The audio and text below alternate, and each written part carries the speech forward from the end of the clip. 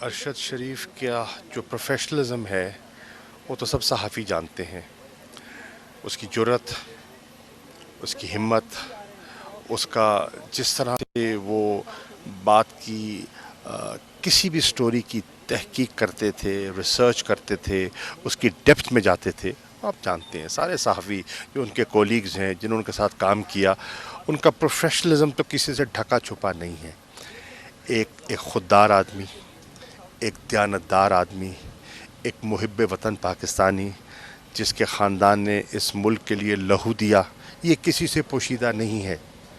لیکن میں ابھی جس چیز نے مجھے متاثر کیا ہے، میں ان کی والدہ سے مل کے آیا ہوں، اور جو ان کا میں نے حوصلہ دیکھا ہے،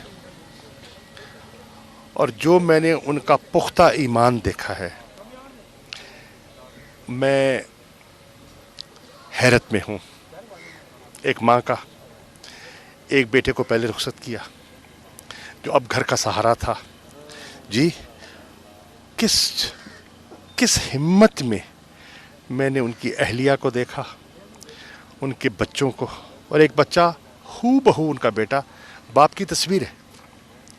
آپ اس کو دیکھیں تو لگتا ہے کہ ارشد شریف کا چھوٹا نمونہ ہے، ہو بہو باپ کی شکل. ان کے بچوں کا حوصلہ دیکھ کے، ان کے سسر کا حوصلہ دیکھ کے، جس کی جوان بیٹی بیوہ ہو گئی. جی میں یہ کہہ سکتا ہوں کہ اس وقت ہم سب کا فرض ہے کہ ہم ان کے غم میں شریک ہوں، ہم ان کا بوجھ ہلکا کریں.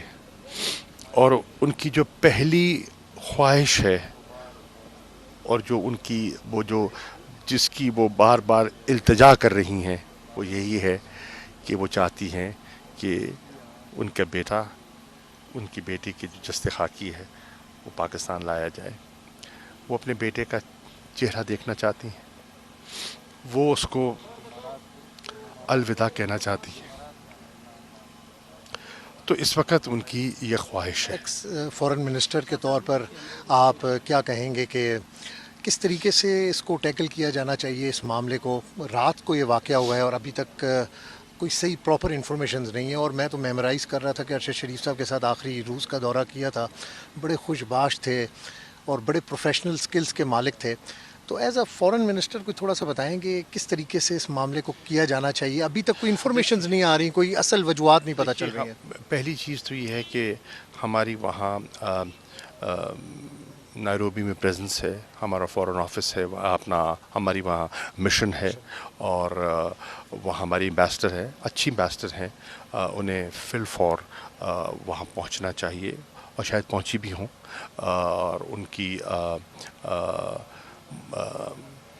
جو وہاں کی لوازمات ہیں، جو پروسیس ہے سارا، جو پوسٹ مارٹم ہے، یا ان کی وہاں جو والدہ نے تو اجازت دی ہی ہے، میرے سامنے ہی اجازت دی ہے کہ وہاں ان کا غسل وغیرہ بھی اگر ہو جائے، اور جو لوازمات ہیں وہ پوری ہو جائیں، تاکہ ان کو پھر ٹریٹ کر کے وقت بھی لگ سکتا ہے تو ان کا جست خاکی یہاں لایا جائے. اوبیسلی پریشرائزڈ کافن، تاکہ یہاں ان کو دفن. 2 دن لگ سکتے ہیں شاہ صاحب؟ میں سمجھتا ہوں کہ میں کوئی وقت کا تعین تو نہیں کر سکتا، لیکن جتنا جلد ہو سکے. دیکھیے فیملی کی کیفیت دیکھیے، ان کو اس وقت کیا ہے؟ انتظار ہے. اور انتظار سب سے تکلیف دہ چیز ہوتی ہے، سب سے تکلیف دہ. ایسا کوئی واقعہ ہو جائے تو یہ جو ہے نا، لا علمی اور انتظار سب سے تکلیف دہ ہے. تو اگر ہم نے ان کا اس وقت کچھ بوجھ ہلکا کرنا ہے تو ہماری سب کی کوشش ہونی چاہیے کہ جتنے لوازمات ہیں ان کو جلد از جلد مکمل کیا جائے اور ان کی باڈی یہاں ہے. لاسٹ کوشچن ہے، کیا فیل کیا جب یہ خبر آپ کو ملی؟ کیا شاکنگ تھا آپ کے لیے؟ کیا کوئی ایکسپیکٹ کر رہے تھے؟ یقین آیا آپ کو؟ نہیں، شاکنگ تھا. اور میں 1 منٹ کے لیے جو کہتے ہیں نا کہ سکتے میں چلا گیا، کیونکہ میں اٹھا اور پہلی خبر یہ ملی ہوئی، اور مجھے یقین نہیں آ رہا تھا، دل ماننا نہیں چاہ رہا تھا.